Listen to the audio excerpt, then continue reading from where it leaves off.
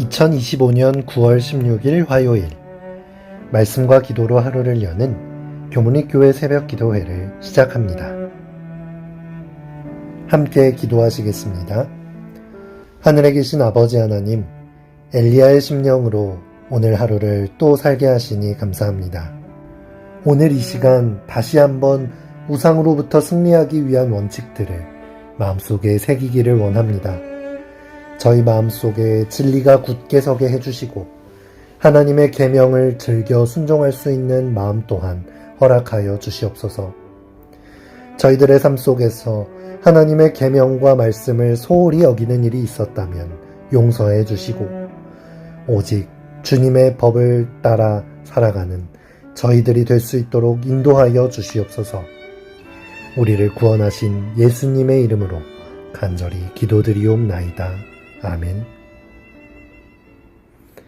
성도 여러분 안녕하십니까?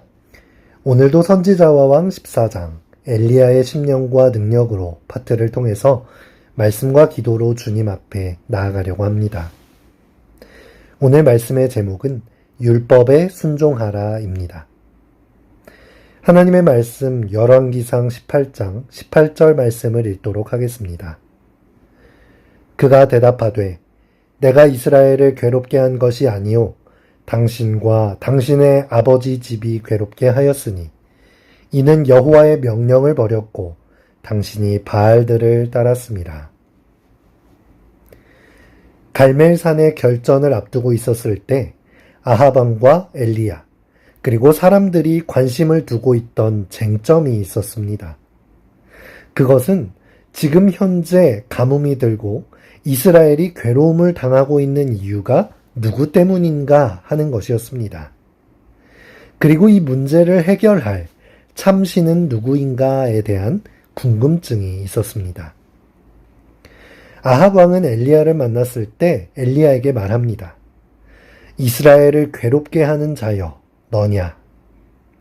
하지만 우리가 본문에서 읽었듯이 엘리야는 단호하게 아합 왕에게 대답합니다.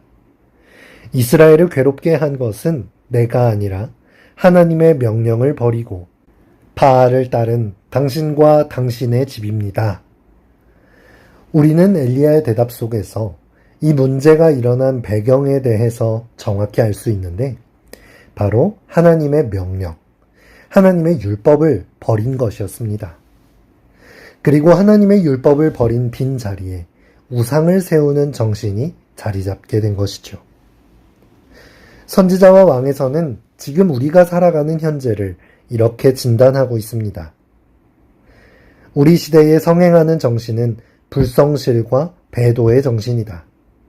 곧 진리에 대한 지식을 가졌으므로 스스로 빛을 발하노라고 공언하나 실제로는 가장 참람되이 행하는 정신이다. 인간의 이론은 높임을 받아 하나님과 그분의 율법이 있어야 할 자리에 놓여진다.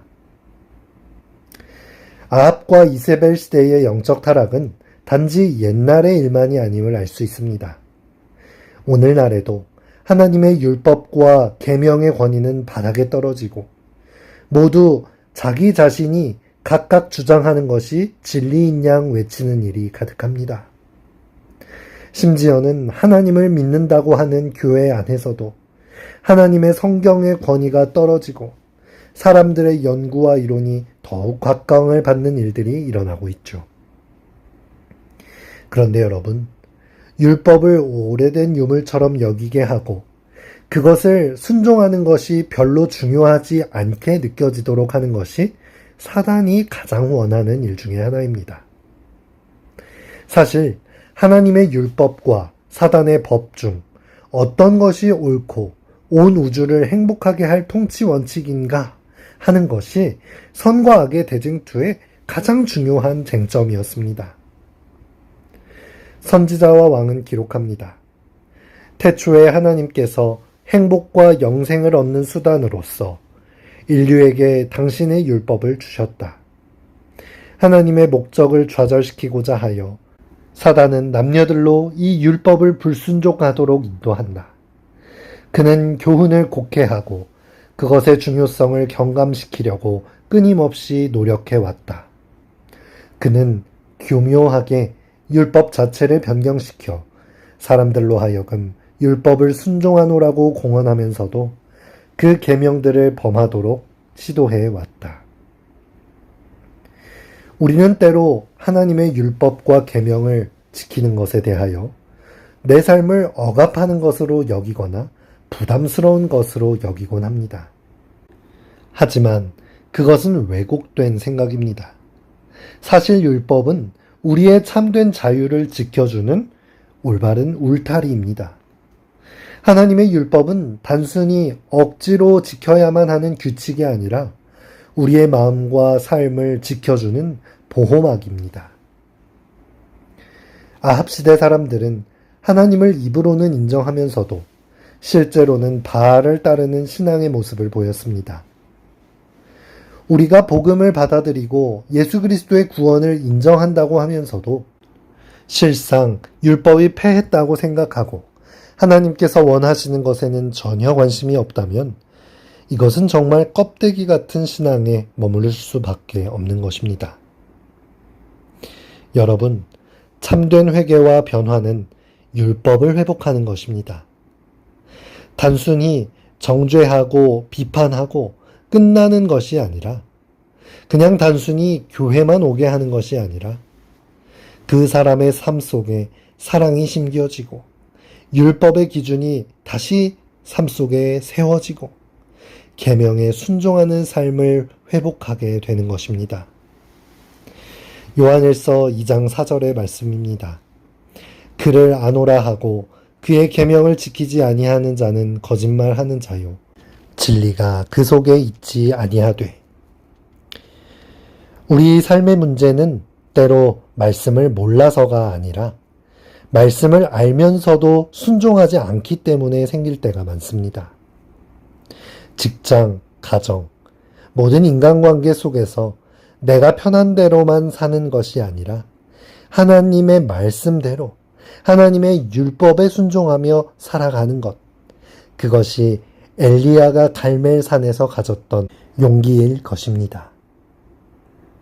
선지자와 왕의 문구를 함께 읽고 마치도록 하겠습니다. 하나님의 율법은 사람을 정죄하기 위하여 주어진 것이 아니다. 그것은 그들에게 생명의 길을 가리키는 큰 빛이다. 순종은 생명을 의미한다. 불순종은 멸망을 의미한다. 오늘 하루 율법을 무겁게 여기는 것이 아니라 율법 안에서 큰 빛을 발견하고 자유와 기쁨을 누리는 하루가 되시기를 바랍니다. 이 아침 함께 기도할 제목입니다. 율법을 머리로만 아는 것이 아니라 아는 대로 살아갈 수 있도록 율법에 확고히 서서 선악의 대쟁투에서 승리할 수 있도록 군복무 중인 재림꾼인들을 위하여 화요 예배의 회복을 위하여 우리 교회 목회실을 위하여 함께 기도하겠습니다.